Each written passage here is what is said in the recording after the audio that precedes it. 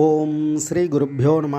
ஓம் come கணபதயே நம. நம்ம ஸ்ரீநிகேதன் வலைத்தளம் வாயிலாக முருகப்பெருமானுடைய சஹஸ்ரநாமத்திலிருந்து தினமும் ஒரு நாமாவளியை சிந்திச்சுட்டுருக்கோம். இன்றைய தினம் 134வது நாமாவளியாக ஓம் ஔஷதகராய நமஹ.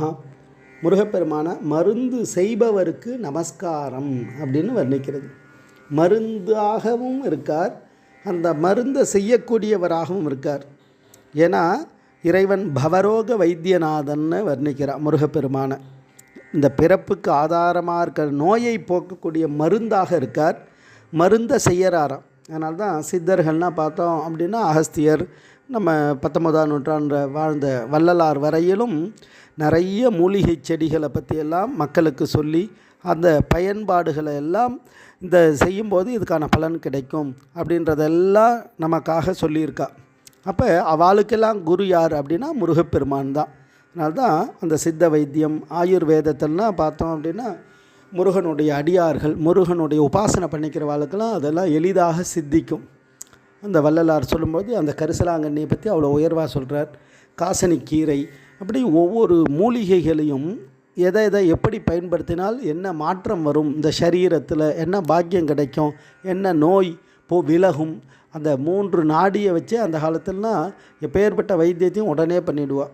இந்த காலத்தில் நம்ம ஒரு நோய் அப்படின்னா அதுக்கு 10-11 விதமான பரிசோதனை எல்லாம் பண்ணி அதுக்கப்புறம் அந்த நோய்க்கு மருந்தை கண்டுபிடிப்பாள். அதுக்குள்ளே அந்த நோயினுடைய வீரியம் அதிகமாகிடும் உடம்புல. ஆனால் அவனா அப்படி கிடையாது. அந்த வாதம், பித்தம், ஸ்லேத்மம் இதை 3ஐயும் அந்த நாடி பிடித்து பார்த்து உடனே அதுக்கான அந்த நாடியை எந்த நாடி உயர்ந்திருக்கு அதுக்கு என்ன பண்ணலான்றதை உடனே அந்த எளிதான வைத்தியத்தால் உடனே சரி பண்ணுவாள். அப்பேற்பட்ட ஆற்றலோடு இருந்திருக்கா முருகனுடைய உபாசகர்கள்னால். அவ்வளோ ஒரு சித்த வைத்தியத்திலும் அவ்வளோ உயர்வாக இருந்திருக்கா.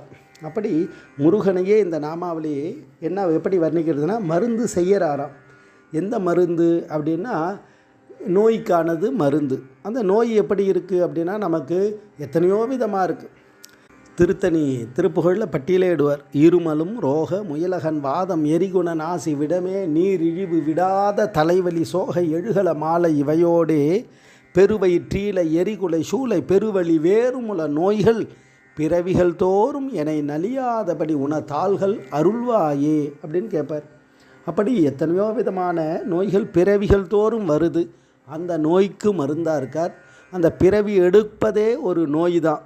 அந்த ஜனனம் மரணம்ன்றது தொடர்ந்து வந்துட்டே இருக்கு இல்லையா, அந்த பிறவி நோயையும் போக்கக்கூடிய மருந்தை செய்கிறாரா. அந்த மருந்து எது அப்படின்னா முக்தி. முக்திக்கு ஒரு வித்து, எல்லாத்திலிருந்தெல்லாம் விடுதலை பேரின்பத்தை கொடுக்கக்கூடியவர் முருகப்பெருமான். அப்பேற்பட்ட அந்த தத்துவார்த்தமான நாமாவளி தான் இந்த நாமாவளி. மருந்து செய்பவருக்கு நமஸ்காரம்னு வர்ணிக்கிறது. ஓம் ஔஷதகராய நமஹ. ஸ்ரீ குருப்பியோ நமஹ. ஓம் சும் சுப்பிரமணியாய நமஹ.